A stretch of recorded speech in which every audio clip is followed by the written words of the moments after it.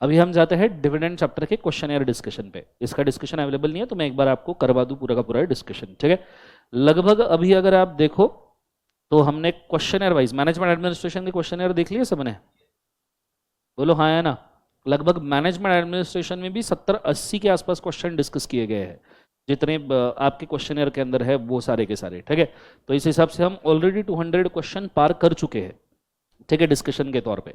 आज हम जाने वाले हैं डिविडेंड चैप्टर के क्वेश्चन एयर डिस्कशन के अंदर। आ जाइए, आर यू गाइस रेडी?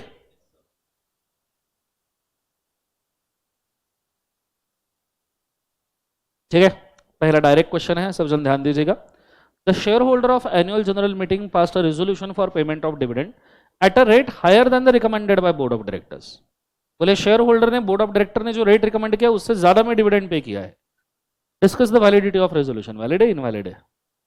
जोर से बोलो, वैलिड है इनवैलिड है? इनवैलिड।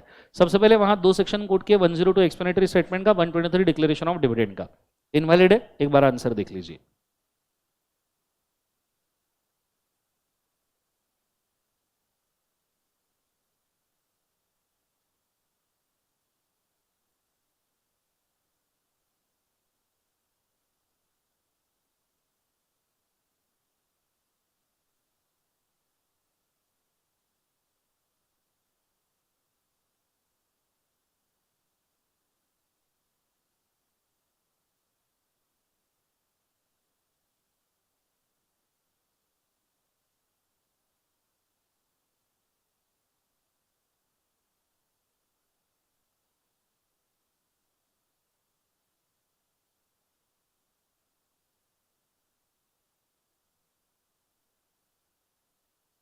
क्वेश्चनर लाए हो ना, शेयर कर लो उनके साथ, यही पढ़ना है तो दोस्त दोस्त ना रहा।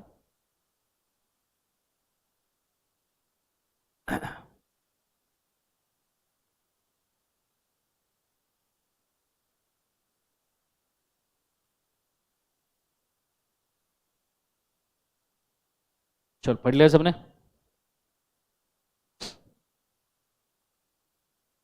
Easy PG answer. नीचे का क्वेश्चन पड़ेगा, रिपीट है, सेम क्वेश्चन ही एज गुड एज, दो लाइन ज्यादा ऐड की है थोड़ा डिस्क्राइब करके।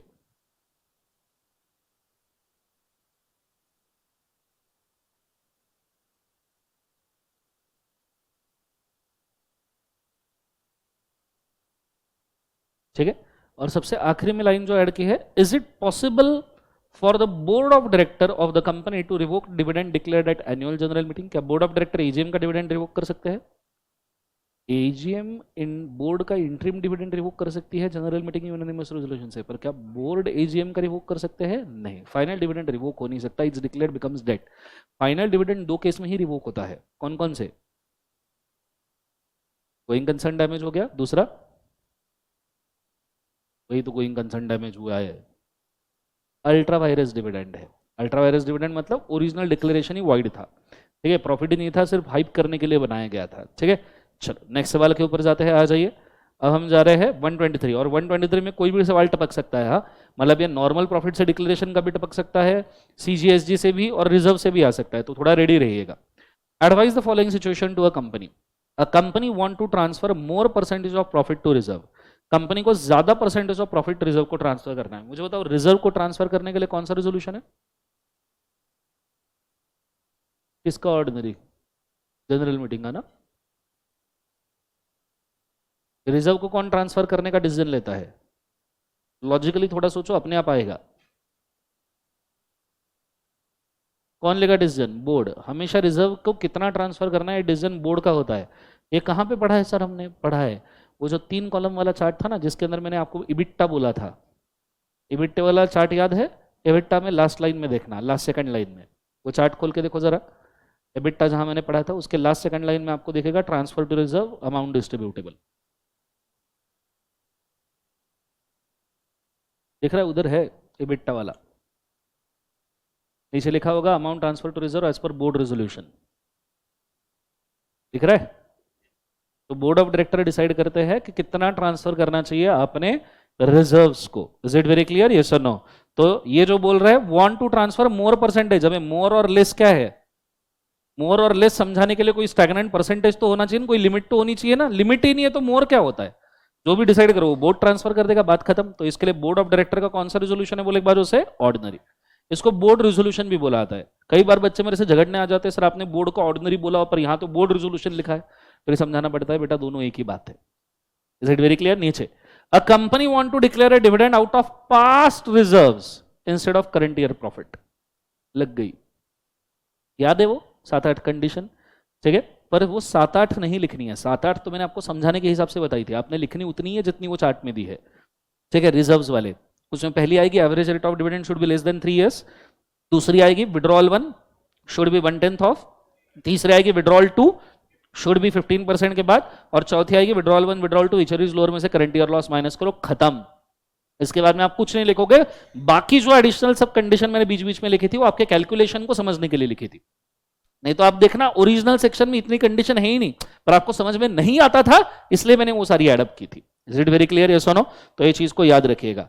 तीसरा, company wants to provide depreciation at a higher than the rate provided in schedule 2। Schedule 2 में जो डेप्रिसिएशन दिया है, इबिट्टा वाला चार्ट याद है? इबिट्टा वाले चार्ट के अंदर सबसे पहली चीज देखो हमने क्या डिडक्ट की है, इंटरेस्ट, और दूसरा क्या डिडक्ट किया है? डेप्रिसिएशन। बिना इंटरेस्ट और डेप्रिसिएशन को डिडक्ट किए आप डिविडेंड डिक्लेयर ही नहीं कर सकते। और डेप्रिसिएशन कैसे डिडक्ट करना है? एक स्टैंडर्ड रेट होना चाहिए जो दिया है शेड्यूल 2 में। पर याद रखना, इनकम टैक्स का शेड्यूल 2 का डिप्रिसिएशन रेट अलग है, ये शेड्यूल 2 कंपनीज एक्ट का है। कंपनीज एक्ट का डिप्रिसिएशन का रेट अलग है, इसलिए इनकम टैक्स का प्रॉफिट अलग निकलता है, कंपनीज एक्ट का प्रॉफिट अलग निकलता है, दोनों का कंप्यूटेशन अलग है। इसलिए तो मिनिमम अल्टरनेट टैक्स की प्रोविजन आती है। Are you guys understanding? Yes और नो? ये चीज को क्लियर रखना। शेड्यूल 2 पता है डेप्रिसिएशन का। बाकी शेड्यूल कितने कंपनीज एक्ट में? 7 शेड्यूल पता है? पहला मेमोरेंडम आर्टिकल का मॉडल फॉर्मेट, शेयर है ए, गारंटी बी, कॉम्बो है सी, याद आया? अनलिमिटेड नो शेयर, कैपिटल है डी, वो कहाँ है? वो सब शेड्यूल 1 में। फिर शेड्यूल 2 में डिप्रिसिएशन है। शेड्यूल 3 बैलेंस शीट पीएनएल का फॉर्मेट। शेड्यूल 4 और 5 ये फाइनल लेवल पे आएंगे, इंडिपेंडेंट एंड एग्जीक्यूटिव डायरेक्टर्स 4 और 5। 6 इंफ्रास्ट्रक्चर कंपनी प्रेफरेंस शेयर्स 30 साल के लिए इशू कर सकते हैं, पता है? प्रेफरेंस शेयर 30 इयर्स के लिए इंफ्रास्ट्रक्चर कंपनी के हिसाब से इशू करते हैं। ठीक है। 7 CSR corporate social responsibility. Is it very clear? तो ये शेड्यूल्स याद होना जरूरी है, ये पता ही होनी चाहिए। तुम पढ़ रहे हो कंपनीज एक्ट, सिर्फ 2 ऐसे शेड्यूल है जो तुम्हारे सिलेबस के नहीं है, बाकी पांचों के पांचों तुम्हारे सिलेबस के हैं। ठीक है, शेड्यूल 1 सिलेबस का है, model MOA. Schedule 2 depreciation rate syllabus का है। 3 बैलेंस शीट पीएनएल, उसके सिवा जिंदगी नहीं कट सकती। 4 5 चलो छोड़ दो, नहीं याद आया तो। 6 प्रेफरेंस शेयर में यूज होता है, और 7 CSR तो सेक्शन है अपने को पूरा, पूरे शेड्यूल से याद चाहिए। ठीक है, ये चीज को याद रखिएगा।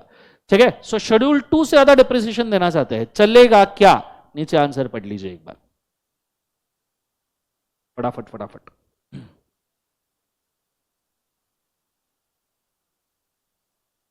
लंबा चौड़ा आंसर दिया है मैंने, क्योंकि उसके अंदर सब कुछ ही आ गया, रिजर्व विजर्व भी आ गया, तो आंसर ऑटोमेटिकली बढ़ गया है।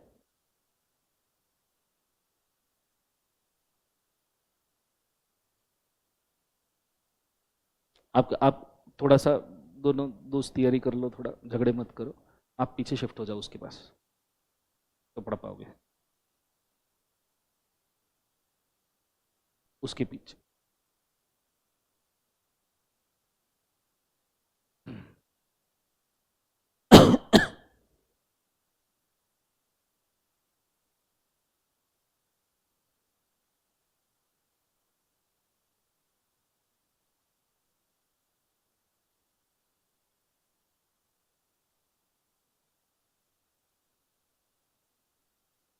सवाल अच्छा है, इसको स्टार मार्क करना। हाँ, आ गया तो मिनिमम 6 मार्क के लिए आएगा।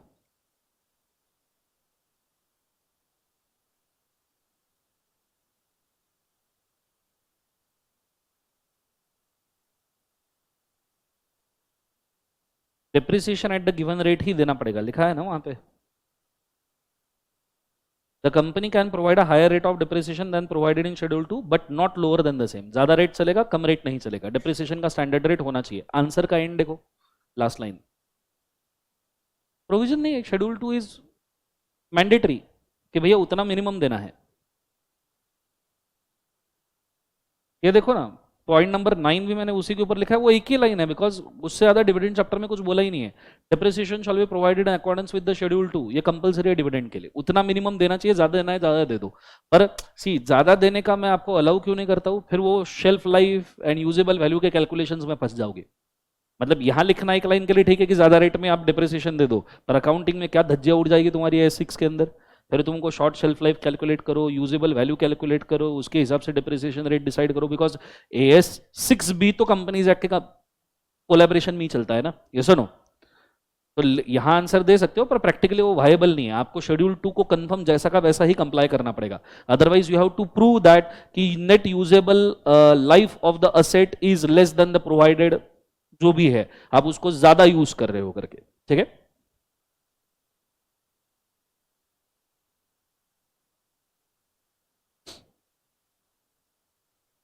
डन, पढ़ा सबने आंसर, ये सुनो, पढ़ो चलो फास्ट।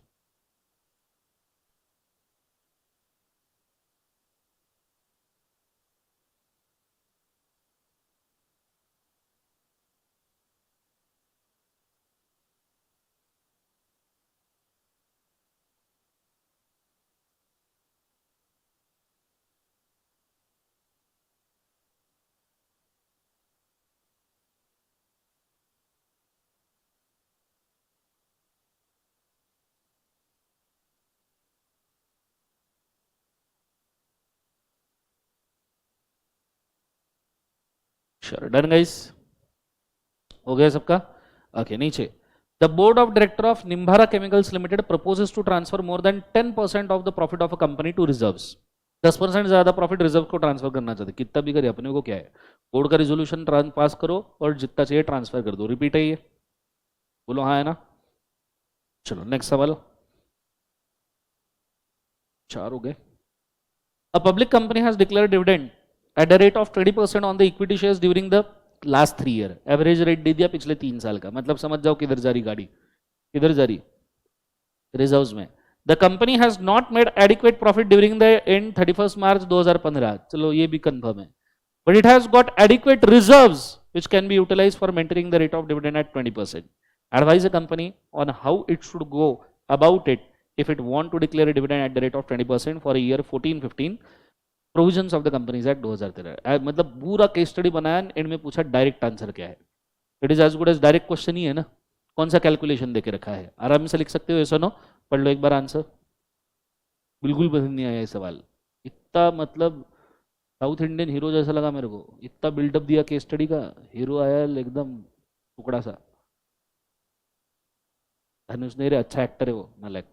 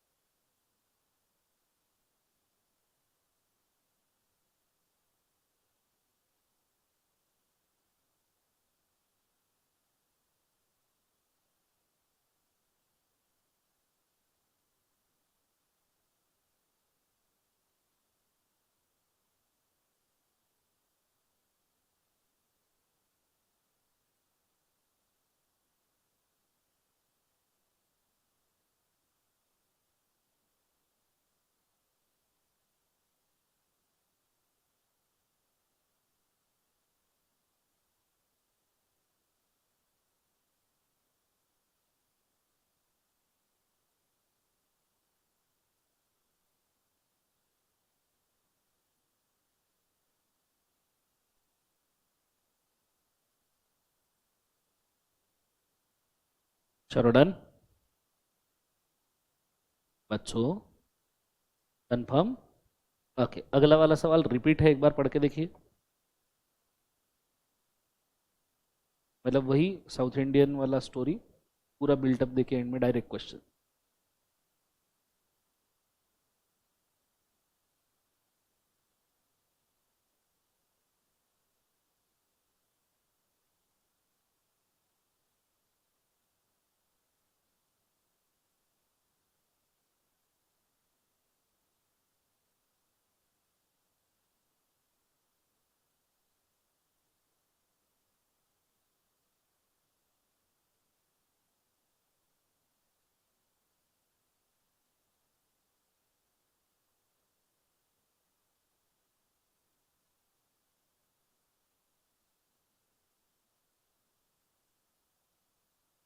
कर लिया सवाल, रिपीट दिख रहा है?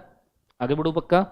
चलो नेक्स्ट वाला सवाल, ये भी मेरे को वही दिख रहा है, 20% मतलब सेम ही दिख रहा है मेरे को, रिपीट। ठीक है, अगला देखो, रिपीट है क्या? नहीं, अगला अमाउंट के फॉर्म में दिया है, हाँ सेम ही दिख रहा है, पर ठीक है पढ़ के देखते हैं। Exxon company made a loss of 20 lakh after providing a depreciation for the year end 31st March. As a result, company was not in a position to declare a dividend for the said year out of profit. However, the board of director of company announced a declared a dividend of 15% on equity shares payable out of free reserves. The paid up share capital of the company and the free reserves on 31st March are 2 crores and 10 crores. Calculation आया बेटा, ठीक है। The average dividend declared by company in the 5 is 2000 is 25%। Examine the validity of the dividend, star mark कर लीजिए, ऐसा सवाल आ सकता है। बताओ कैलकुलेशन करके कितना डिविडेंड दे सकते हैं। शुरू हो जाओ, कल इतने सारा टेबल सॉल्व किया, कुछ तो रिजल्ट है, निकाल लो। आलसी लोगों कैलकुलेटर एकदम ऐसे सुस्त रतन जैसे घूम रहे।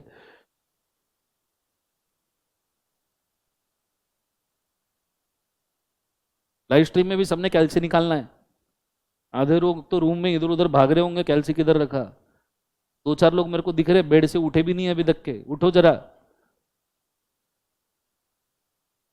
नालायक लोग।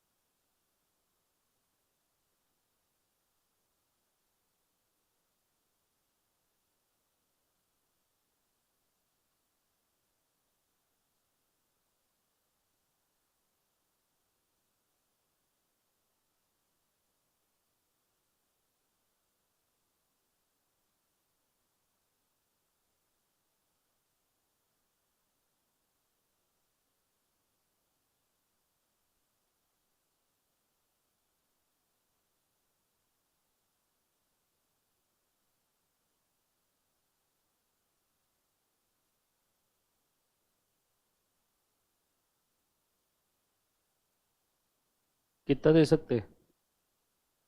50 कैसे दे सकते?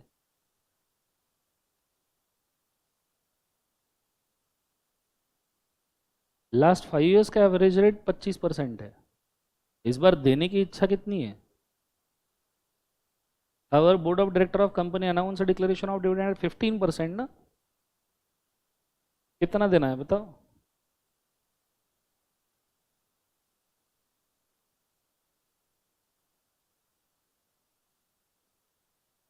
इतना कैलकुलेशन किया, गई भैंस पानी में। सिर्फ क्वेश्चन देख के आंखों के सामने कैलकुलेशन हो जानी चाहिए, कुछ है ही नहीं उसके अंदर। अरे बाप रे बाप। लिखो नीचे, 3 ही चीजें अपने को चाहिए जो इंपॉर्टेंट है इसमें। लिखो .1 क्या चाहिए? 1/10 ऑफ 2 CR प्लस 10 CR। देखो 1/10 ऑफ 2 CR प्लस 10 CR कितना आ रहा है? 1.2 CR। ये एक लिमिट हो गया। दूसरा विड्रॉल टू वाला लिमिट सोच के भी फायदा नहीं है, बिकॉज 10 करोड़ का रिजर्व है। 10 करोड़ का रिजर्व, उसमें से क्या ही 15% पेड अप कैपिटल का निकालोगे, तो वो तो सोचो भी मत, छोड़ दो, कोई लेन देन नहीं है। मतलब है लेन देन, पर विच एवर इज लोअर ही लेना है, तो 1.2 CR फाइनल है ना भाई। Is it very clear? फिर दूसरा एवरेज रेट कितना है? 25%। 25% 2 करोड़ का कितना होता है? 50 लाख। लिखो second point, average rate 50 lakh. देने की इच्छा कितनी है? 15%, 15 दूने 30। Third point, actual dividend 30 lakh.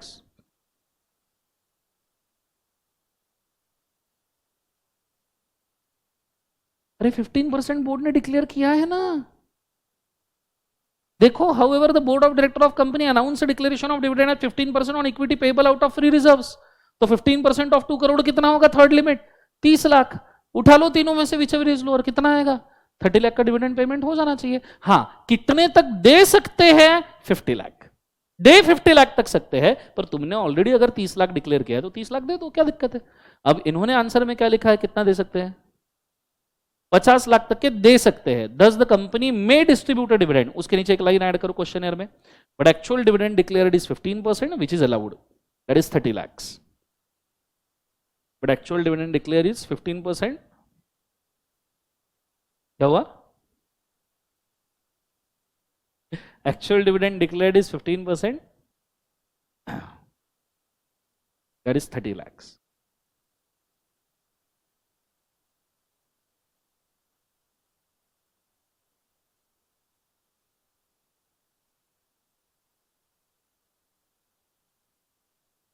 Is it very clear? चलो अगला वाला सवाल देखना, लगभग सेम दिख रहा है सर, वहां पे 15 की जगह 20% लिखा है और बाकी डिजिट्स दिए हैं, पर आप कैलकुलेशन फिर भी कर सकते हो, थोड़ा सा डिफरेंट भी होगा तो भी चलेगा। MNP limited has paid up share capital of 10 crore, free reserves of 50 crore, calculation change, withdrawal 6 crore हो गया, ठीक है। विड्रॉल 1 कितना हुआ, पढ़ते पढ़ते से आंखों के सामने आना चाहिए, विड्रॉल 1 विड्रॉल 2 धनाधन, कैसी जिंदगी है तुम्हारी। तो इधर मैं अकेला सॉल्व कर रहा हूं ऐसा लग रहा है, विड्रॉल 1 6 करोड़ हो गया, हाँ तो हुआ होगा, तो करो तो कुछ जिंदगी में आगे।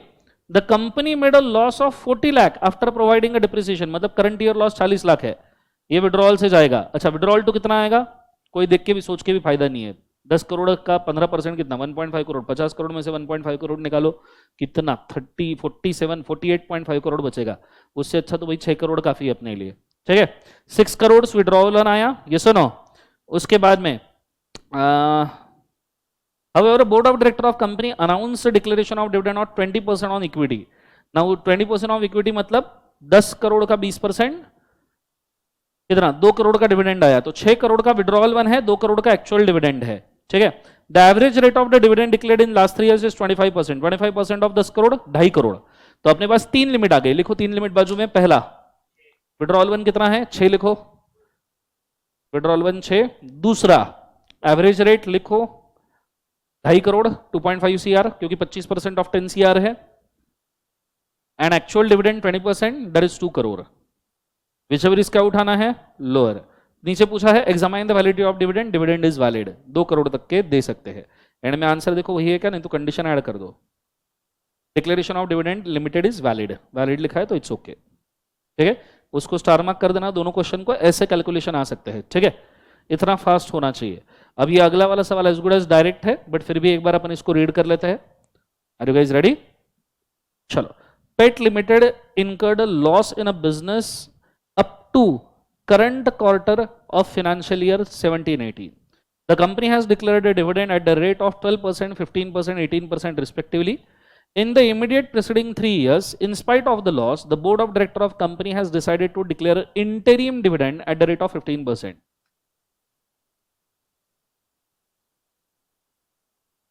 कुछ याद आया? क्या याद आया? इंटरिम डिविडेंड का कंडीशन था, याद आया क्या था?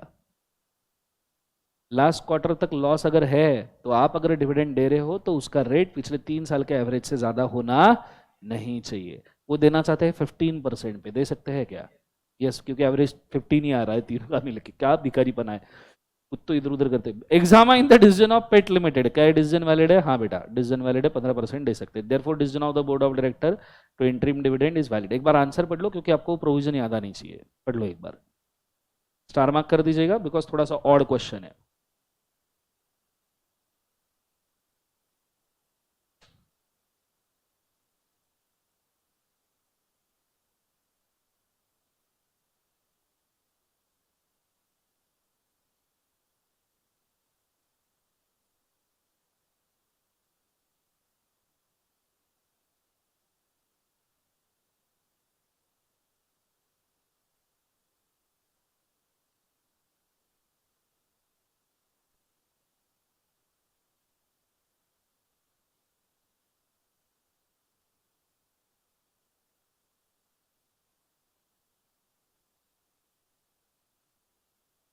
समझ लगा?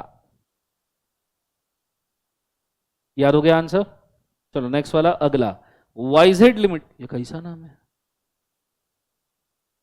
YZ limited is manufacturing company and has a proposed dividend of 10% for a year 17-18 out of the current years profit, ठीक है।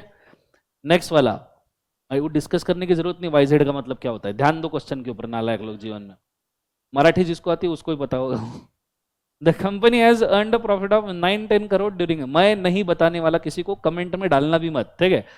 So company has earned profit of 910 crore during 17-18। 910 crore का प्रॉफिट किया है, बोले 10% डिविडेंड डिक्लेयर करने की इच्छा है, एंड डू नॉट वांट और intend to transfer any amount to general reserve. General reserve में एक फूटी कौड़ी ट्रांसफर नहीं करेंगे, बोले सारा बांट डालेंगे। चलेगा क्या?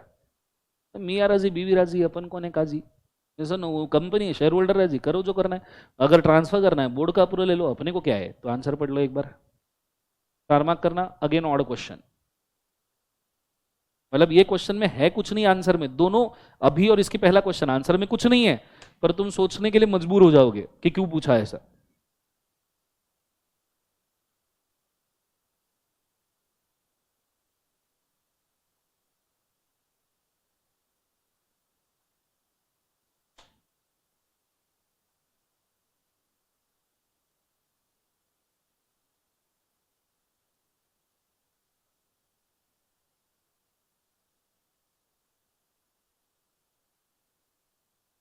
बोल दे क्लास चल रही है, आता हूँ आराम से।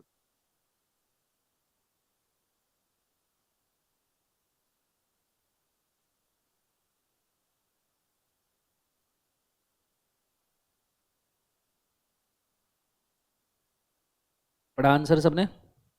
इजी है आंसर? आंसर पे फोकस करो, आंसर पढ़ो प्लीज। आंसर, आंसर पढ़ना है नालायक को, आंसर पढ़ना है। डिस्कशन क्वेश्चन है और डिस्कशन के लिए बैठे अपन, टाइम पास के लिए नहीं।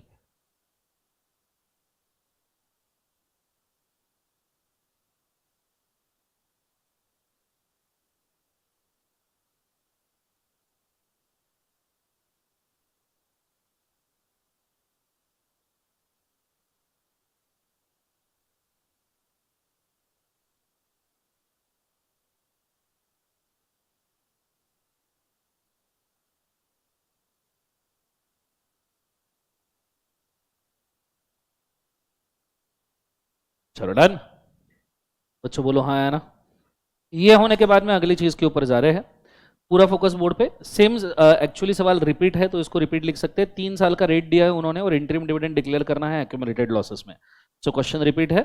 नेक्स्ट वाले सवाल के ऊपर जा रहा हूं। The director of east west limited proposed dividend eight the rate of 15% on equity shares for financial year 17-18। The same was approved by annual general meeting body. The directors declared the approved dividend. Mr. Binoy was a shareholder of 2000 equity shares but transferred the shares to Mr. Mohan, whose name has been registered on 18th June 2018. Who will be entitled for the dividend?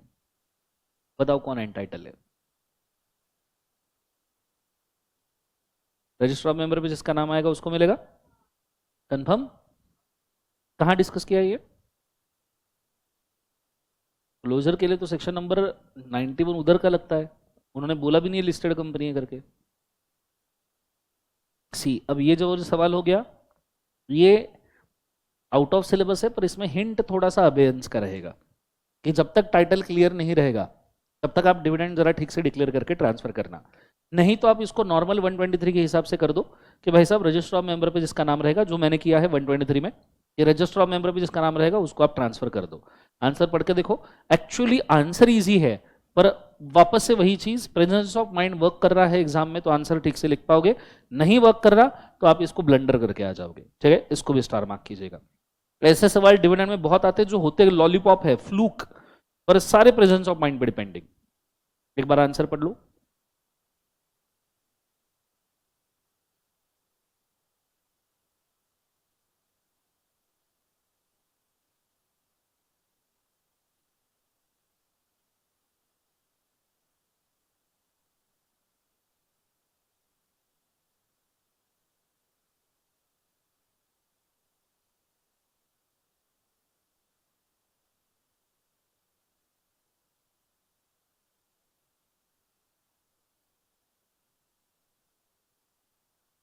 सी, जब तक वो closure के ऊपर comment ना करे ना तुम मत जाना, फिर वो ऐसा हो गया आसांड मुझे मार। भाई जब वो नहीं बोले हैं क्लोजर के बारे में, यू शुड नॉट सी, मैंने हमेशा बोला है when ever paper is in front of you, आप क्वेश्चन पेपर सॉल्व कर रहे हो, ऐसा कोई भी एक्स्ट्रा का चीज इन्वोक नहीं करने का जिससे तुम्हारा रिस्क बढ़े। अब तुमने इस सिचुएशन में 91 इन्वोक कर लिया, रजिस्टर ऑफ मेंबर पे तुम्हारा नाम होना चाहिए, सब सही है, तुमने 91 इन्वोक कर लिया कि क्लोजर का, then you are bound to write something about closure, and it should be accurate, and it should, more than accuracy, it should be justified in this question. अब दोनों पैरामीटर इसमें अगर एक्टिव रहेंगे, accuracy भी चाहिए और justified भी चाहिए, और उसमें से एक भी तुम्हारा ढीला पैरामीटर निकल गया तो तुम पूरे क्वेश्चन के मार्क्स गंवा बैठोगे, विच इज नॉट राइट. तो स्टिक टू इट, स्टिक. हम क्वेश्चन आंसर डिस्कशन क्यों कर रहे हैं? सी, ये क्वेश्चन पढ़ के ये मत सोचो कि मुझे नहीं आ रहा भाई, ये क्वेश्चन पढ़ के ये सोचो क्वेश्चन आंसर डिस्कशन से मेरे को कुछ समझने को तो आया, कि ऐसा सवाल आ सकता है, लर्निंग तो आया. सी, अभी तुमने पढ़ा तो एग्जाम में तुम ये गलत नहीं करोगे, इसलिए तो अपन डिस्कशन कर रहे हैं, क्योंकि ऐसे भी क्वेश्चंस है और हर चैप्टर में हमने देखे हैं कि जो सिर्फ सिलेबस पढ़ के पार नहीं हो रहे, वो आपको क्वेश्चन आंसर डिस्कशन करके, मतलब पिछले एक्सपीरियंस क्वेश्चन के लेके ही अगले क्वेश्चन सॉल्व हो सकते हैं. Is it very clear? तो इसको भी एक पॉजिटिव चीज ही मानो, ठीक है. तो आपको उधर क्लोजर में जाने की जरूरत नहीं, keep it straight. Register of member पे जिसका नाम रहेगा उसको डिविडेंड मिलेगा, बात खत्म. ज्यादा से ज्यादा अबेंस में जाइए, थोड़ा सा ऐसा लगता है डिस्प्यूट वाला एरिया है, जाइए कि seems like the title is disputed, so unless and until the title is cleared the dividend shall be kept in abeyance and should be given to a registered holder after clearing the dispute. Is it very clear? कोई भी नया section exam में invoke करने के पहले 10 बार सोचने का. तुमने इन्वोक किया और तुमने जस्टिफाई नहीं किया ना उसको, सी कंटेंट ठीक है एक आध बार लिख लोगे क्योंकि डिटेल में पढ़ रहे हैं, पर वो वहां जस्टिफाई भी होना चाहिए ना. अरे भाई तुम्हें पता है पब्लिक कंपनी में 7 मेंबर्स चाहिए, तो क्या हर जगह पे एक लिख के रखोगे क्या? It's not like that. Is it very clear? और नॉर्मली स्टूडेंट के साथ वही गलती होती है कि मेरे को ये नहीं आ रहा क्या, अच्छा इससे रिलेवेंट ये याद आ रहा, मैं ये लिख के आऊंगा. This is a big mistake. तुमको एक आध बार नहीं आ रहा ना, तुम पेज ब्लैंक छोड़ के आगे निकल लो, पर तुमने अगर इररिलेवेंट चीज कोट कर दिया ना, तुम इंप्रेशन भी खो बैठते हो, और एक बार तुमने इंप्रेशन खो दिया ना तो वैल्यूअर तुम्हारा अगला चीज पढ़ने में सीरियस नहीं है, और वैल्यूअर अगर तुम्हारा अगला चीज पढ़ने में सीरियस नहीं तो मार्क देने में कहां से सीरियस होगा बेटा. सो अगर नहीं आ रहा, पता है मेरे को कि नहीं आ रहा, मत करो जुगाड़. पेपर जुगाड़ करने की चीज नहीं है, और ये जरूरी नहीं है कि तुम हर क्वेश्चन में कुछ ना कुछ लिख के आओ, नॉट नेसेसरी. जो पता है, जो रिलेवेंट है, टू द पॉइंट लिखो, बात खत्म करो. Is it very clear?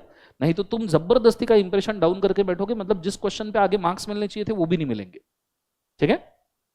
हर बार 10 बार सोचने का. नया सेक्शन कोट कर रहे हो other than relevance, it is very questionable thing, no one likes it. चलो हो गया इसका आंसर पढ़ना. नेक्स्ट क्वेश्चन पे जाऊं मैं पक्का. बच्चों, a company has accumulated free reserves of 75 lakh during the last 5 years. ठीक है, 75 लाख के है रिजर्व्स की तरफ जा रहा है question. It has not declared dividend during these years. 5 साल में कोई डिविडेंड नहीं डिक्लेयर किया, तो एवरेज रेट के कंडीशन का क्या होगा? कंडीशन ही अप्लाई नहीं होगी. ऐसा नहीं कि जीरो रेट रहेगा, कंडीशन ही अप्लाई नहीं होगी. Now the company propose to appropriate a part of this amount for making a payment of dividend for the current year. It has earned a profit of 12 lakhs. 12 lakh का profit current year में किया है. The board of director want to pay a dividend of 30 lakh, that is 30% of paid up share capital. क्या 1 crore capital है क्या इनका? Examine as per the provision of the companies act. कितना indirectly बोला है कैपिटल कितना है, आपको कैलकुलेशन पूरे करने पड़ेंगे. 3 फिगर्स निकालो, जैसे मैंने इसके पहले बोली, खुद ही निकालो. पहला 1/10 of paid up capital free reserves निकालो.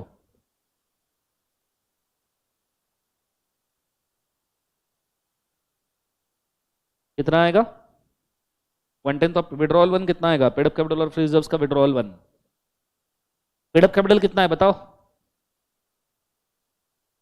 रिवर्स कैलकुलेट करना पड़ेगा. पेड अप कैपिटल कितना है? सिंपल है ना, 30 लाख अगर 30% डिविडेंड है तो भैया 1 करोड़ पेड अप कैपिटल है. हाँ, 1 crore paid up capital plus 75 lakh free reserve, 75 lakh free reserve, total कितना? 1 करोड़ 75 लाख, उसका 1/10 17,50,000. Is it very clear? ये आया विड्रॉल 1. विड्रॉल 2 निकालने की जरूरत है क्या? सोचो, कोई जरूरत ही नहीं है, 75 लाख का फ्री रिजर्व है. सो अगर पेड अप कैपिटल का 15% निकाल दिया, 15 लाख, 75 लाख में से 15 लाख गया, बचा कितना? 60 लाख. 60 ज्यादा ही है ना, 7.5 से 17.5 काफी है अपने लिए. 17.5 लाख काफी है ना, यस और नो? उसके बाद में दूसरा कंडीशन निकालिए, एवरेज रेट कितना है ही नहीं, तो कोई दिक्कत नहीं. एक्चुअल कितना डिक्लेयर करने की इच्छा है? 30 लाख. क्या 30 लाख कर सकते हैं? नहीं कर सकते. नहीं, 30 में से भी 12 उनके पास करंट ईयर प्रॉफिट बाकी है. 12 लाख का करंट ईयर प्रॉफिट है, तो अगर मैंने 30 में से 12 लाख का करंट ईयर प्रॉफिट यूज कर लिया, बचा कितना? 18. फिर भी नहीं कर सकते, बिकॉज विड्रॉल 1 कितना है? सिर्फ 17.5. फिर भी आप नहीं कर पाओगे. Is it very clear? Maximum कितना कर पाओगे? 19.5, sorry 29.5. Is it very clear? Answer समझा क्या सबको? अरे हाँ है ना? ओके, देखना आंसर सेम दिया है क्या?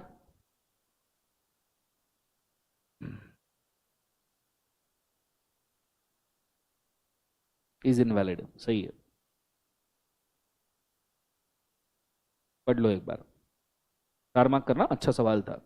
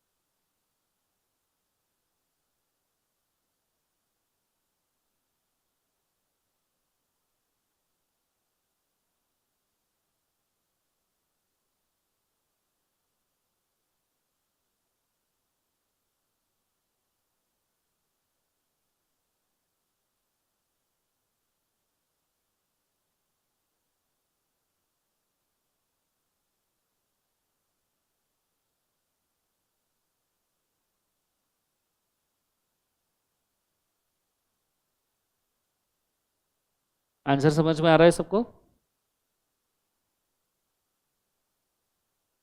चलो नेक्स्ट क्वेश्चन के ऊपर जाऊं मैं या रुकूं? लाइव स्ट्रीम में सबको समझ में आ रहा है कि एक बार कंफर्म कीजिए प्लीज, या आंसर समझ में आया क्या? It was quite tricky. Live stream वालों कमेंट कीजिए please.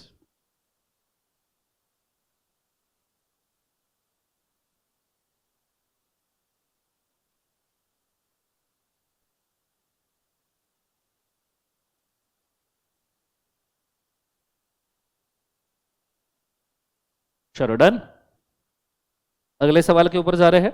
Vishal limited has paid a dividend consistently every year at the rate of 10%, 10% average rate है बोले 5 साल का।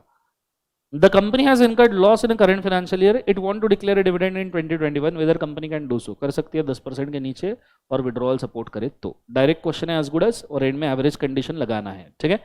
चलो नेक्स्ट वाला सवाल, 124 के ऊपर आ गए हम, उड़ा के ऊपर है, ठीक है। चलो बड़ा सवाल दिख रहा है, वैसे ही अच्छा दिख रहा है।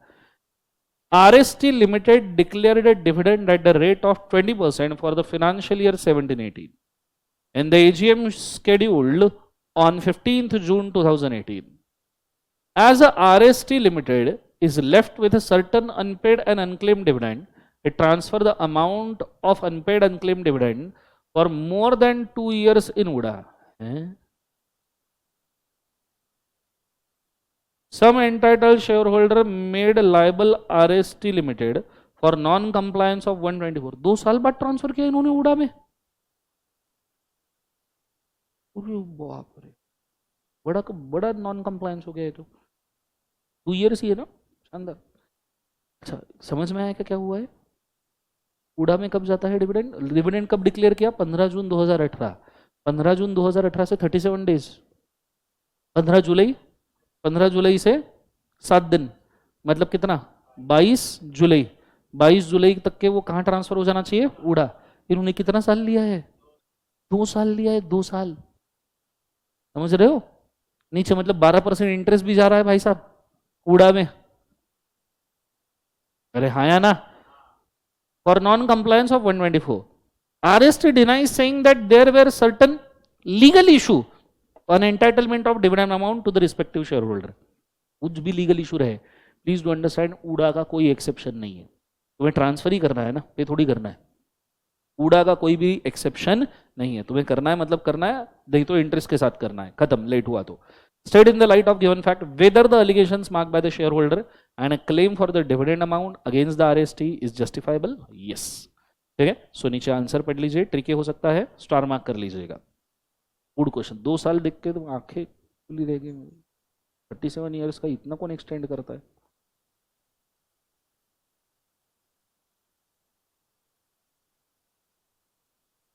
उधर वुडा का पेनल्टी भी लिखना जरूरी है, हाँ पेनल्टी मैंने दिया है।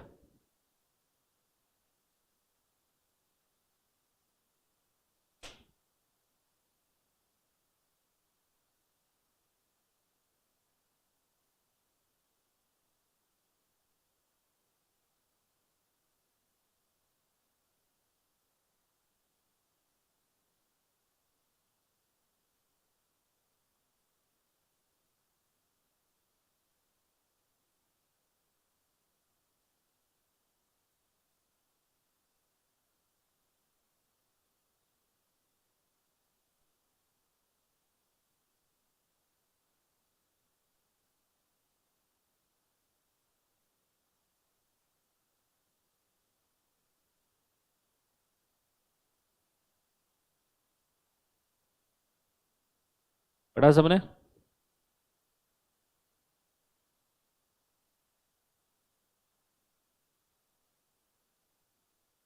आज की 18 तारीख है ना? डे कौन सा आज का?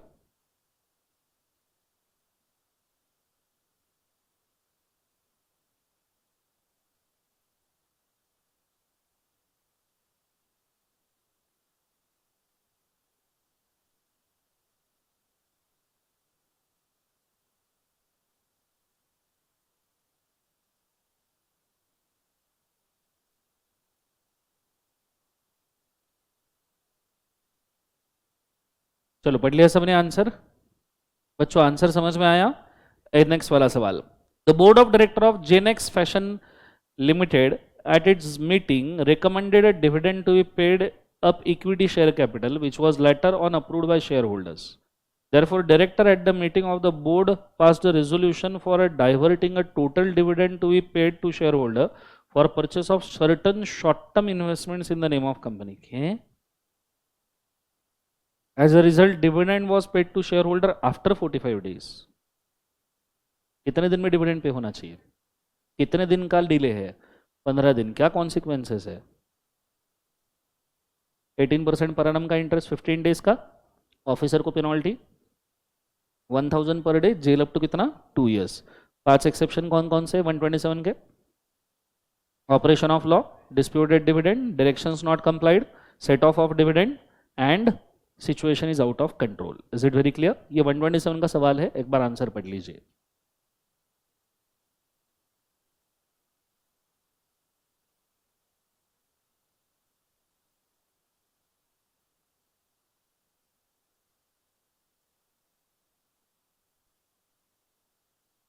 बहुत बढ़िया, लाइव स्ट्रीम में समझ में आ रहा है तो मधु,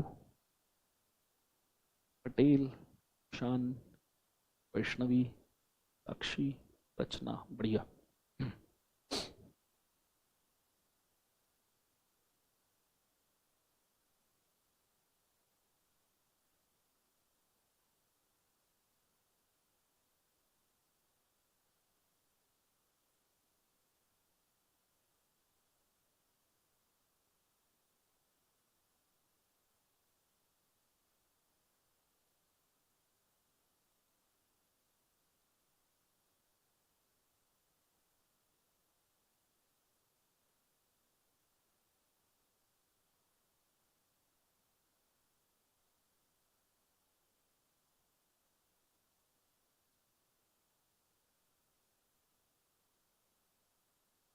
शरडन गाइस,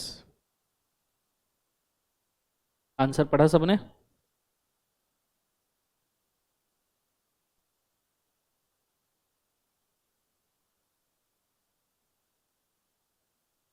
सही आंसर है?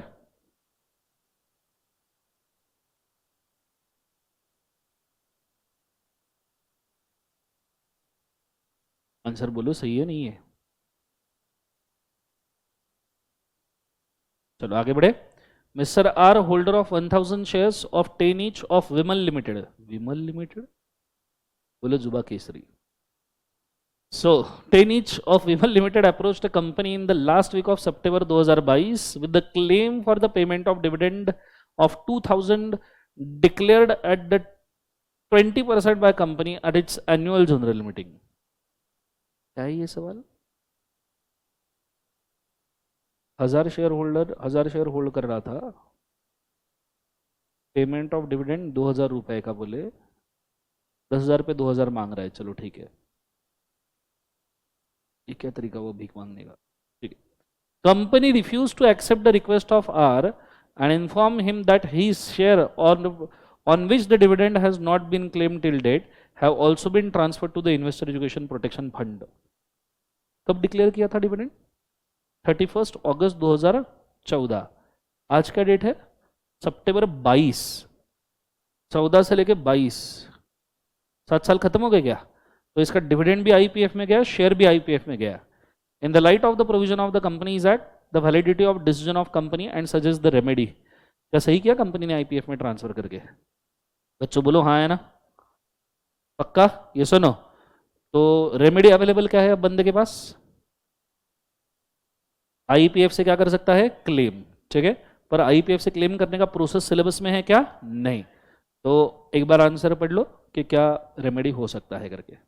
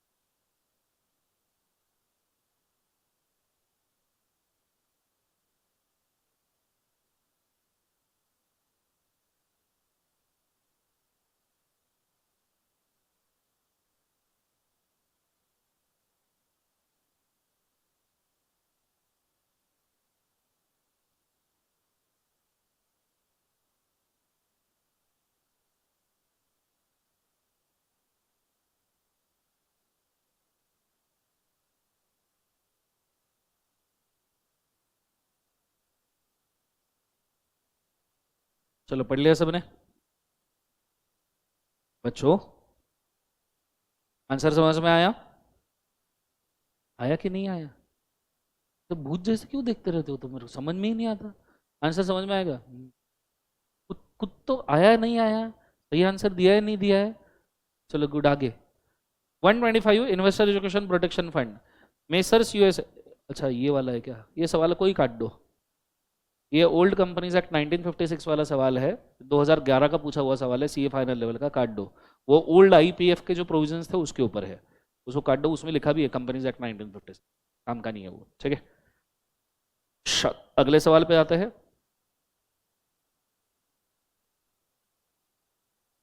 नेक्स्ट सेक्शन 126 का सवाल है, SKD an employ of More limited met with an accident and died. The accident occurred when SKD was on the company's duty. अरे रे रे, खतरनाक सवाल, स्टार मार्क कर लो, ये याद आया मेरे को। बोले एसकेडी एम्प्लॉय था, कंपनी की ड्यूटी में मर गया एक्सीडेंट में। He held 100 shares partly paid. Normally company has a first and paramount lien on the shares. The board of director however relaxed the said provision with regard to the 100 shares held by SKD as a goodwill gesture on a part of the company. Is the action of a company valid? State the reason. Also state whether company's lien can be extended to the dividend payable on such shares. पढ़ो, वापस से पढ़ो, question क्या है।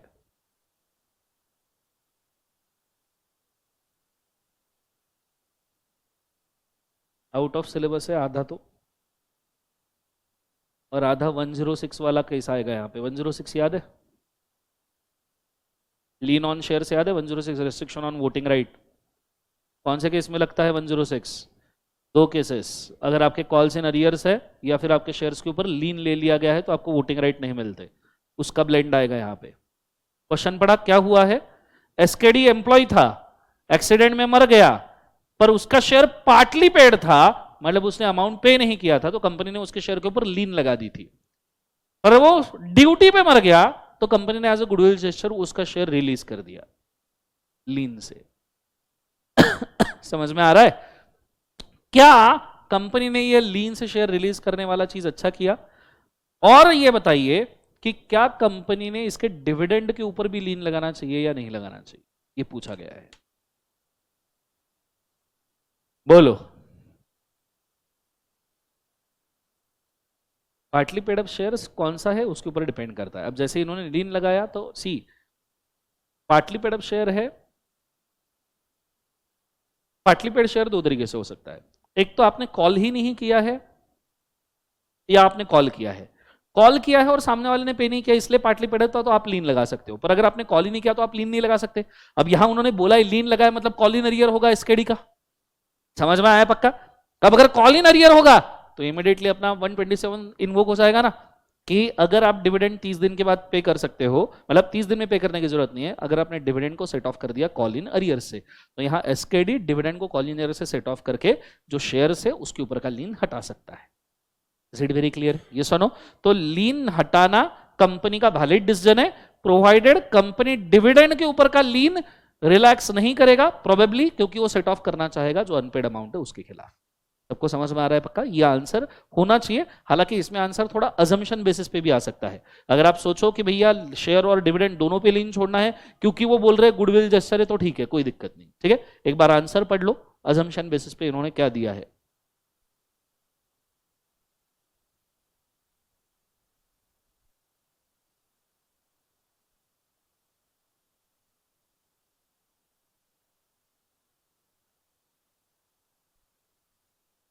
Answer पढ़ लीजिए।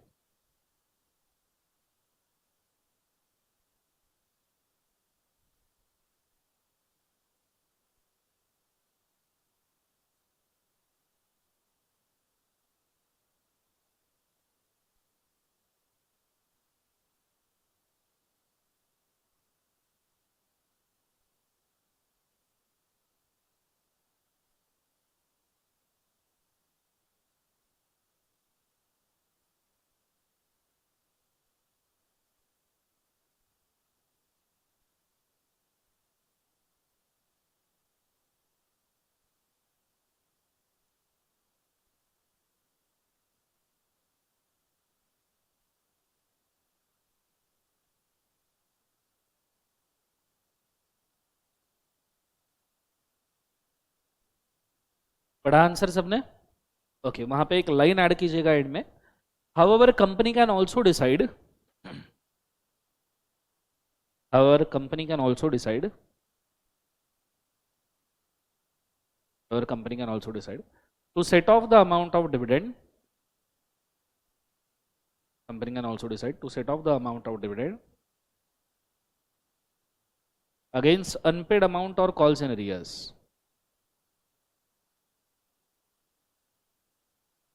वो confuse करने के लिए दिया है, गुडविल जेस्चर वेस्चर कुछ नहीं होता है।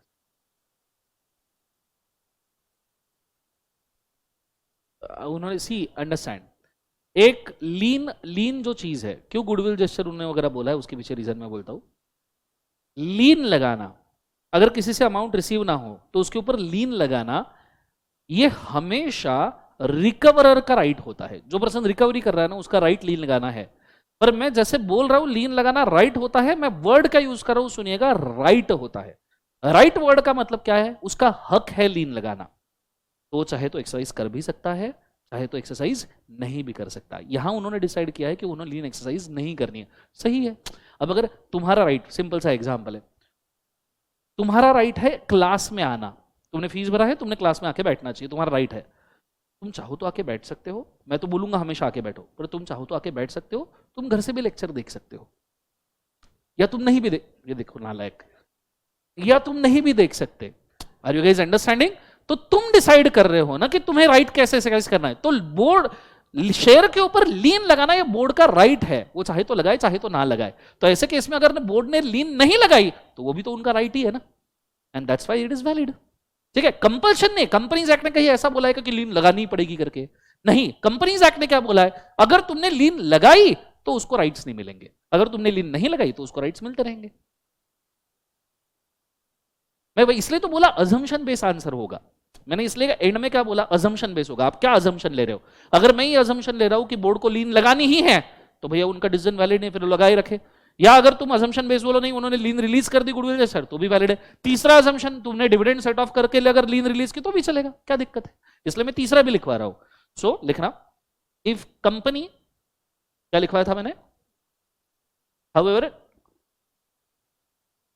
हाँ, company can also decide to set off the dividend with the unpaid amount on share so as to release them from lien, so as to release them from the lien,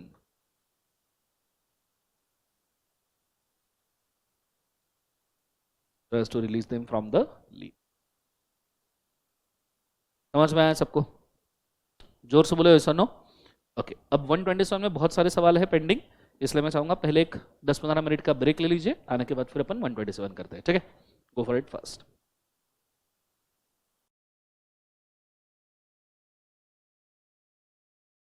question से confidence बढ़ रहा है क्या?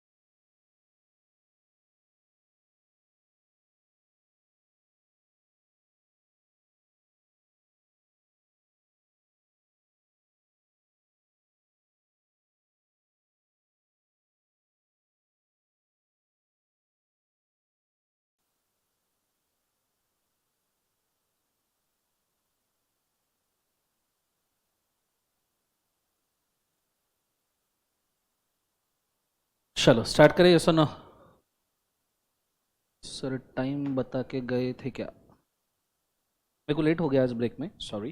ठीक है, अच्छा हुआ।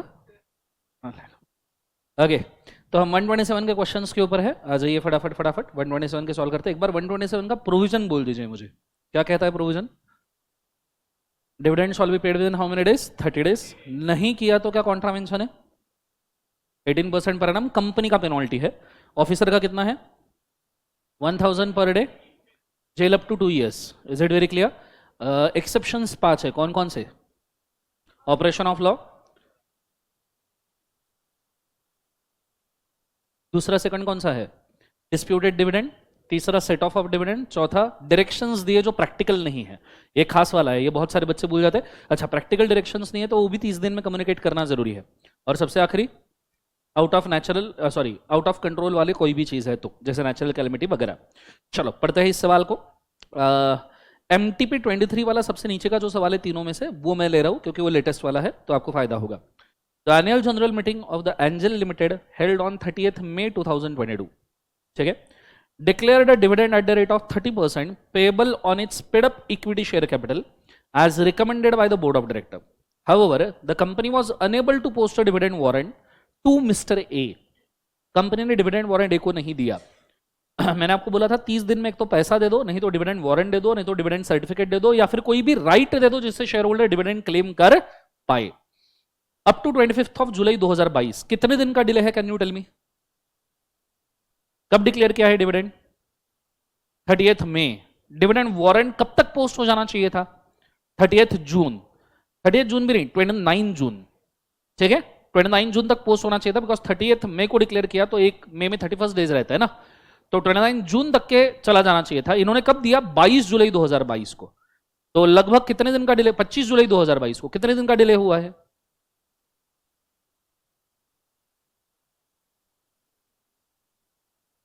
25 days का डिले है लगभग। बोलो हाँ या ना?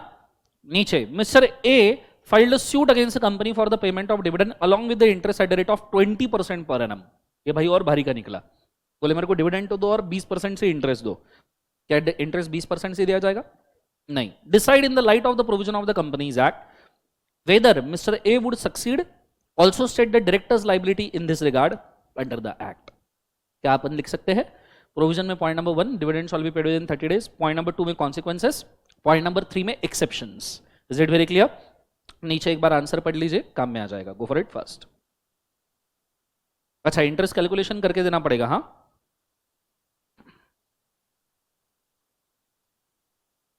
इन्होंने किया है नहीं किया है, पर आपने करना चाहिए। स्टार मार्क कीजिएगा, 127 का अच्छा सवाल है और लेटेस्ट वाला है।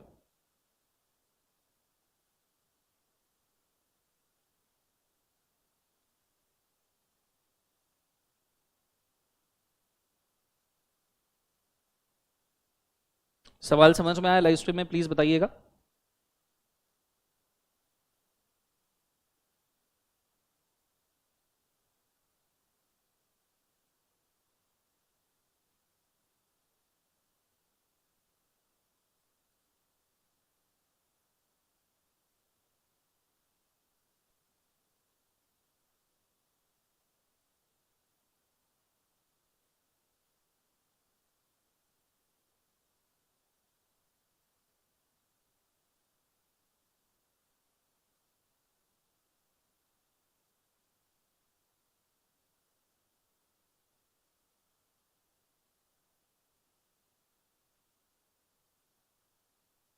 हो गया सबका? नीचे, the board of director of Mrs RPP limited in its meeting held on 29th May 2015 declared an interim dividend payable on a paid up equity share capital of the company। 29 मई को declare किया था। In a board meeting scheduled on 10th June 15 the board want to revoke a said dividend। मुझे बताओ, dividend interim कहाँ declare किया? Interim declare किया था या फाइनल डिक्लेयर किया था? सब जन बोलो, कौन सा डिक्लेयर किया था? इंटरिम।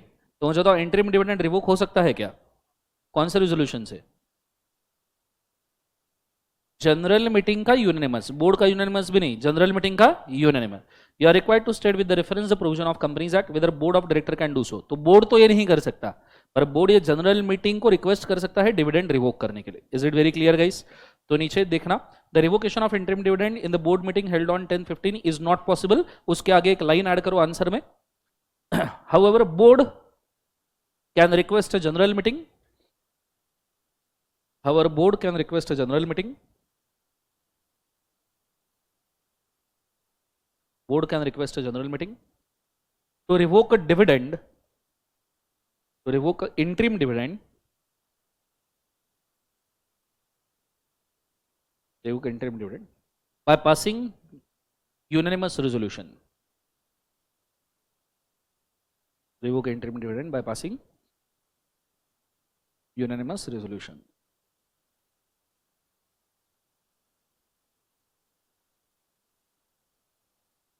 हो गया सबका, समझ में आ रहा है आंसर सबको? नेक्स्ट वाला एक बार आंसर चाहिए तो पढ़ के देखिए। हालांकि वहां पे मैंने दोनों रीजन दिए हैं कि अल्ट्रा वायरस है या गोइंग कंसर्न को डैमेज हुआ तो रिवोक हो सकता है, क्योंकि ये दो तो कंडीशन लगेगी ही लगेगी ना। मैंने आपको क्या बोला था, unanimous resolution in addition to 2 condition लगना चाहिए। Is it very clear? तो एक बार आंसर पढ़ के देखिए।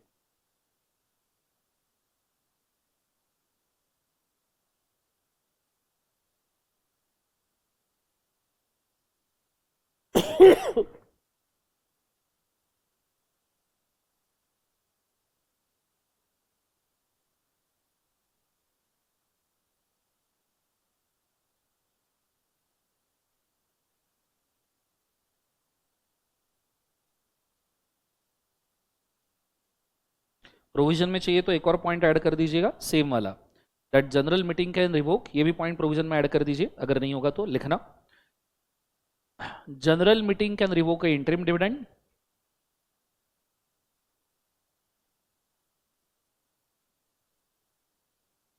General meeting can revoke A interim dividend in above two cases, in above two cases by passing a unanimous resolution, in above two cases by passing a unanimous resolution।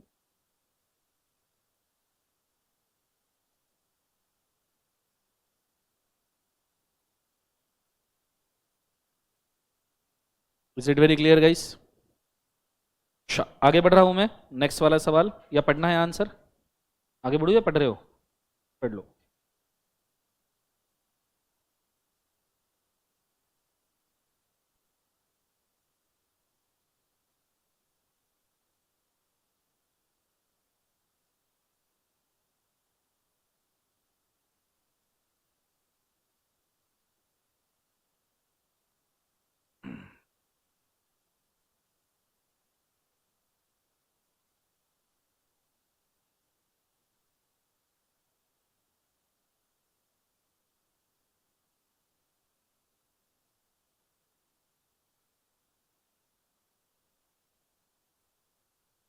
हो गया answer पढ़ना सबका?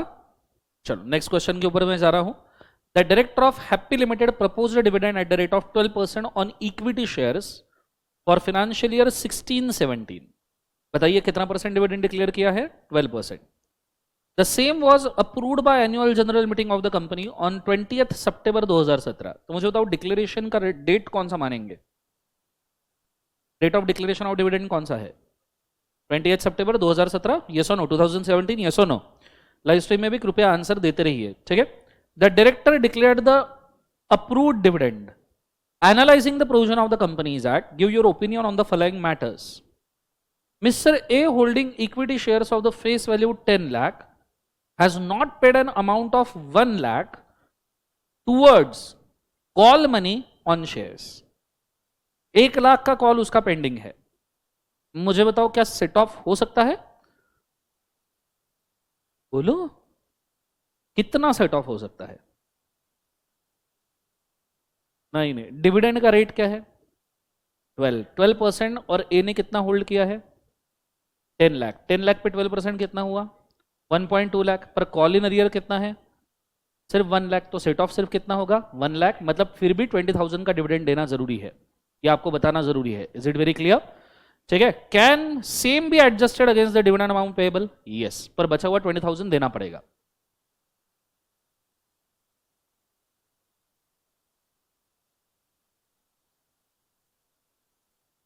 Uncalled money थोड़ी है।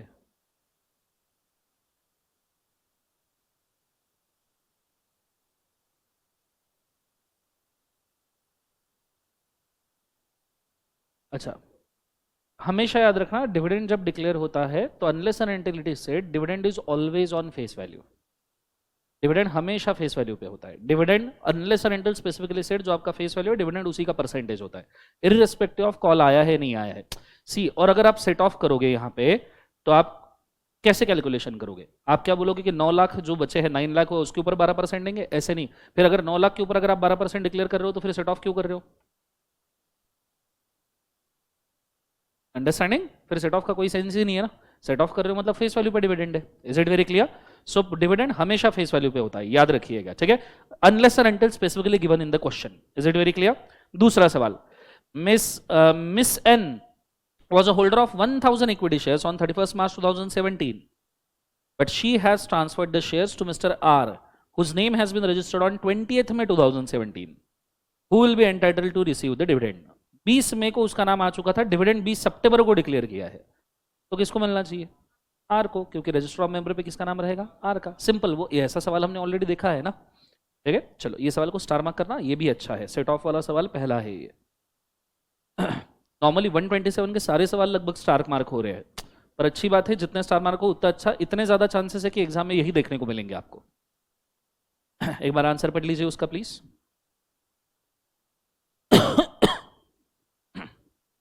Live stream में समझ में आ रहा है सेट ऑफ वाला इशू? बताइएगा एक बार।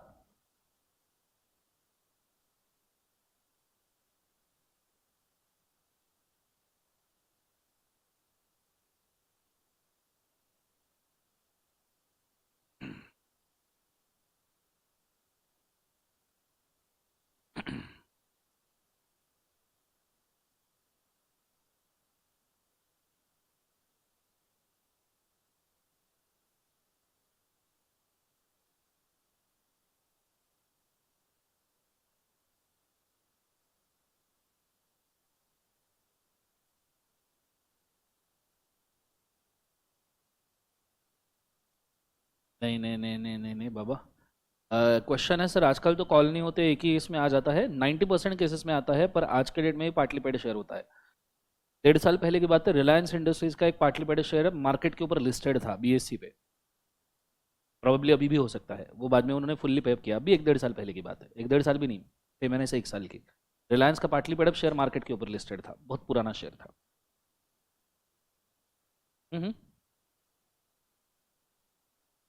फेस वैल्यू 7 नहीं होती है।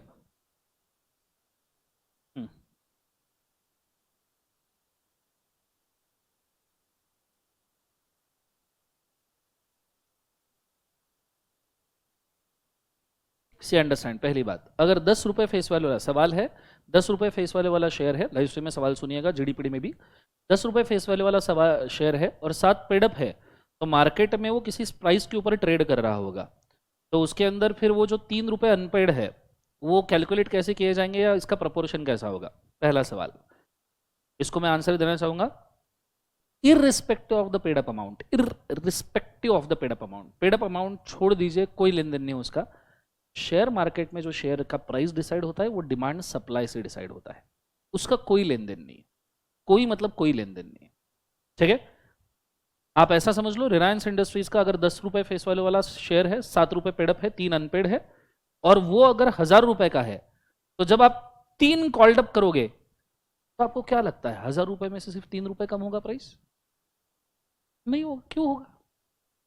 Because market price is driven by demand supply, it is not driven by paid up और अनपेड अमाउंट, और पेड अप अनपेड अमाउंट उसके मामले में बहुत निग्लिजिबल चीज है। हाँ, शेयर अगर लगभग 12-15 रुपए का ही रहता, मार्केट प्राइस 12-15 रहता और 7 रुपए पेड अप है, जब तो अगर तुम 3 रुपए मांग रहे हो तो हो सकता है कोई मटेरियल फ्लक्चुएशन उसके अंदर आए, पर अदरवाइज तो कोई नहीं आएगा, ठीक है। 1000 रुपए के शेयर में क्या ही फर्क पड़ जाएगा?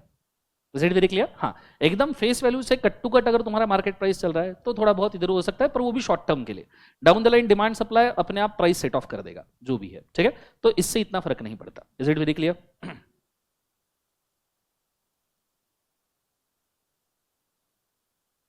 3 रुपए जो कॉल करेंगे वो शेयर ऑलरेडी लिस्टेड है, 3 रुपए कंपनी के पास सिर्फ एज अ फंडिंग वापस आ जाएगा, बात खत्म। तो जितने भी शेयर होल्डर्स होंगे उस वक्त जो शेयर होल्ड करे होंगे उनके बैंक अकाउंट अगर लिंक हो गए तो 3 रुपए उसमें से पे अप किए जाएंगे, और अगर कोई स्पेसिफिक डेट में वो 3 रुपए नहीं पे करता है तो उसके शेयर फॉरफिट हो जाएंगे। हाँ, फेस वैल्यू के ऊपर ही फॉरफिट हो जाएंगे ना पूरे। सी मार्केट प्राइस का सवाल ही पैदा नहीं होता क्योंकि वो डिमांड सप्लाई से ड्रिवन है ना। वो अपन कैसे डिसाइड करे? तुमने 3 रुपए कॉल किया शेयर के ऊपर और तुम सोच रहे हो 3 रुपए से प्राइस गिर जाएगी, मार्केट में अच्छा खासा बूम डिमांड आ गया, या चार्ट जो लोग देख रहे हैं चार्ट पैटर्न के ऊपर कोई एंजल इन्वेस्टर है उसने सोचा एक आधा 400-500 करोड़ लेके बैठा हुआ आदमी है, उसको क्या लगा 3 रुपए से सब सोच रहे प्राइस कम जाएगी, उसने उड़ा दी 200-300 करोड़ डायरेक्टली पुट कर दिया, तुम क्या कर लोगे?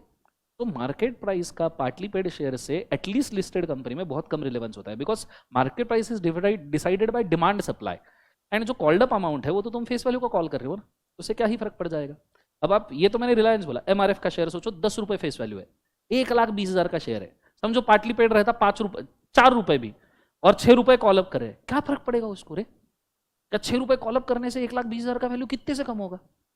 वो तो उसका डेली का फ्लक्चुएशन है, उससे उससे कई ज्यादा फ्लक्चुएशन डेली का ले जाता है वो 1-2 हजार रुपए का। Are you guys understanding? ठीक है, नीचे अगले सवाल के ऊपर चलूं मैं, बच्चों बोलो हाँ है ना। Mars limited declared and paid dividend in time to all its equity shareholder for financial year 16-17 except the following two cases. Mrs. Sheetal, holding 250 shares, had mandated the company to directly deposit the dividend amount into her bank account. The company accordingly remitted the dividend, but bank returned the payment on the ground that there was a difference in the surname of the payee in the bank records. The company, however, did not inform Mrs. Sheetal about this discrepancy. बताओ किसका गलती है? Bank का, company का, शीतल का? किसका गलती है? गलती कंपनी का है। अगर कंपनी 30 दिन में डिविडेंड पे नहीं कर पाई तो उसने रीजन 30 दिन में कम्युनिकेट करना जरूरी है। यहां गलती डिविडेंड पे करने की नहीं है, यहां गलती है रीजन 30 डेज में कम्युनिकेट नहीं किया। मैंने आपको बोला था कि जो डायरेक्शन दी है वो कंप्लाई नहीं हो रहे तो 30 डेज में आप ये कर दो, रीजन बता दो शेयर होल्डर को कि भी तुम्हारी डायरेक्शन कंप्लाई नहीं हो रहे, फिर शेयर होल्डर देखते बैठे। Is it very clear? तो कंपनी के पार्ट के ऊपर गलती है, वो मैच करे ना करे बात की बात है, पर कंपनी के पार्ट पे गलती है। दूसरा, dividend amount of 50,000 was not paid to Mr. Piyush, deceased, in a view of the court order restraining the payment of dividend due to family dispute among the succession. गलती company का है कि नहीं है? नहीं है। डिस्प्यूटेड डिविडेंड है भाई, 30 दिन बाद पे कर सकते हैं, साथ में 126 भी जोड़ के रख दो, खत्म बात। Is it very clear? Answer पढ़ लो, अच्छा सवाल है, स्टार मार्क कर देना, मतलब सभी स्टार मार्क हो रही है इसमें तो।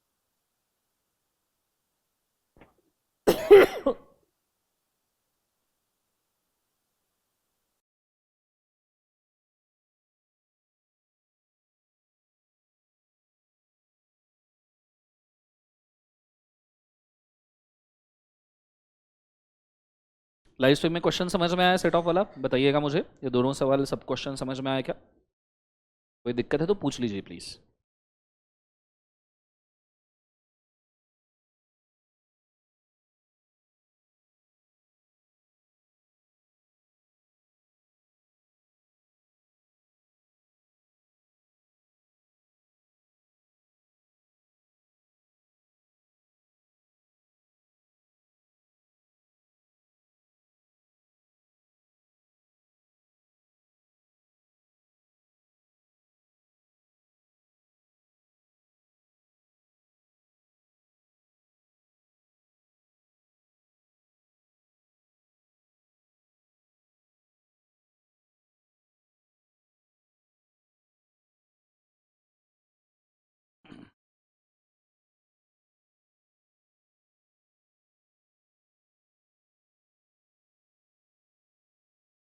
नहीं दिया है, दे सकते हो, पर 126 का सिर्फ एक लाइन में प्रोविजन लिख के छोड़ दीजिएगा,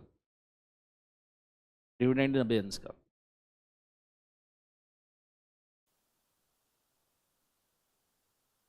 बहुत बढ़िया, आगे बढ़ूं मैं पक्का। नेक्स्ट वाला सवाल पढ़ना हो गया है सबका। Karan was holding 5,000 equity shares of 100 each of Mrs future limited. कितने शेयर होल्ड किए हैं? कितने रुपए का है? Total 5 lakh. A final call of 10 per share was not paid by current. Last call था बोले 10 रुपए का पर शेयर का, जो करंट ने पे नहीं किया। Basis future limited declare dividend of 10%। 10% मतलब 100 रुपए के ऊपर 10% कितना हुआ? 10 रुपए। तो कॉल और ये दोनों मैच हो रहे हैं। Examine with reference to relevant provision of companies act the amount of dividend current should receive 0, set off हो जाएगा। Is it very clear? 127 quote करना है पूरा। अगला उसमें सेकंड वाला देखना, एमटीपी अक्टूबर 22 वाला। ठीक है, 2 क्वेश्चन है ना, सेकंड वाला देखना, लेटेस्ट वाला। A limited declared and paid 10% dividend to all its share holders except B. B को नहीं दिया। Who is holding 500 equity shares, we instructed a company to deposit dividend directly to the bank account. The company accordingly remitted dividend, but payment was denied on the ground that number given by Mr. B does not tally with the records of the bank. वहां नाम tally नहीं हो रहा था या number tally नहीं हो रहा, सेम सवाल है। रिपीट। ठीक है। However, company did not inform Mr. B about the discrepancy. Company ने इन्फॉर्म करना चाहिए था क्या? यस, कंपनी ने इन्फॉर्म करना जरूरी था। Is it very clear? चलो अगला सवाल। ASR limited declared dividend at annual general meeting 31 दिसंबर 2020। क्या कब हो रही है जनरल मीटिंग? एक्सटेंडेड एजीएम दिख रहा है ये। The dividend warrant to a share holder was posted on 22 जनवरी। सही है गलत है? 31 दिसंबर को न्यू ईयर के ईयू पे मीटिंग लिया इन्होंने पार्टी करते करते, और शेयर होल्डर को 22 दिन में शेयर वारंट भेजा है। चलेगा क्या? 30 दिन में भेजना चाहिए, 22 दिन में भेज दिया, अच्छी बात है ना भाई। Due to postal delay mister A received a warrant on 5 फरवरी। इन्होंने तो 22 जनवरी को भेज दिया था, पोस्ट ने उसको इंडियन पोस्ट 5 फरवरी को भेजा। Can mister A initiate action against the companies failure? नहीं, कुछ नहीं कर सकता। पोस्टल डिले ये कंपनी का डिफॉल्ट नहीं है। ठीक है, आंसर देख लीजिए इसका एक बार, सिर्फ थोड़ा ट्रिकी हो सकता है।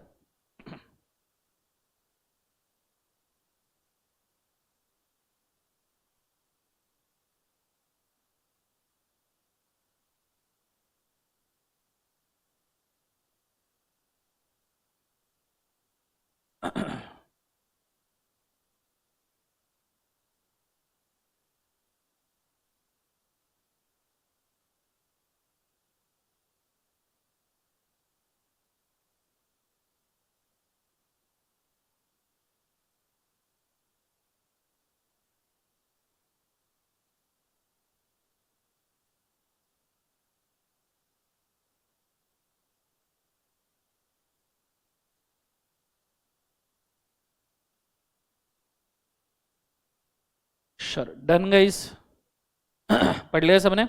लास्ट बट वन क्वेश्चन, अक्टूबर 21 एमटीपी वाला है। The director of lion limited proposed dividend of 12% per annum. The same was approved by annual general meeting. Mister A holding, वही सेम सवाल भैया, 10 रुपए अनपेड थे, 1 लाख का call money on the shares. ठीक है, क्या एडजस्ट किया जा सकता है? एडजस्ट किया जा सकता है क्या? हाँ, पर वही आंसर है, 20,000 का एक्स्ट्रा देना पड़ेगा। अरे देखा है ना हमने। हाँ, डिविड कहाँ से देंगे? मतलब जो डिविडेंड पेमेंट प्रोसेस है उसमें 20,000 दे देंगे ना, नॉर्मल सबको जैसे देंगे वैसे ही देंगे। कंपनी देगी ना, क्या हो गया? अरे कंपनी डिविडेंड कौन से प्रोसेस से बांटती है? उसी प्रोसेस में 20,000 बटेंगे, 20,000।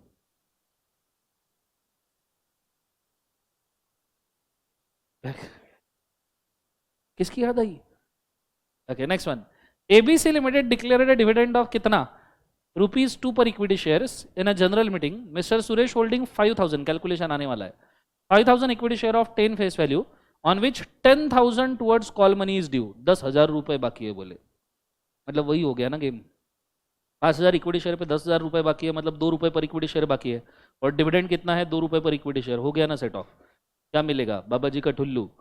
Whether the dividend amount payable to him adjusted against the dues as per the provision of Companies Act। चलेगा, कर दो, सेट ऑफ कर दो, कोई देने की जरूरत। यहाँ पे आपके डिविडेंड चैप्टर के सारे क्वेश्चन आंसर डिस्कशन होते हैं। It very clear? आपका एक और चैप्टर खत्म होता है। लगभग कितने क्वेश्चंस देख लिए अपन ने? 20, 25, 30 क्वेश्चन होंगे इसमें लगभग, अब सारे तो काउंट नहीं करने। तो लगभग आपके 200 से 250 क्वेश्चन अभी तक के डिस्कशन हो चुके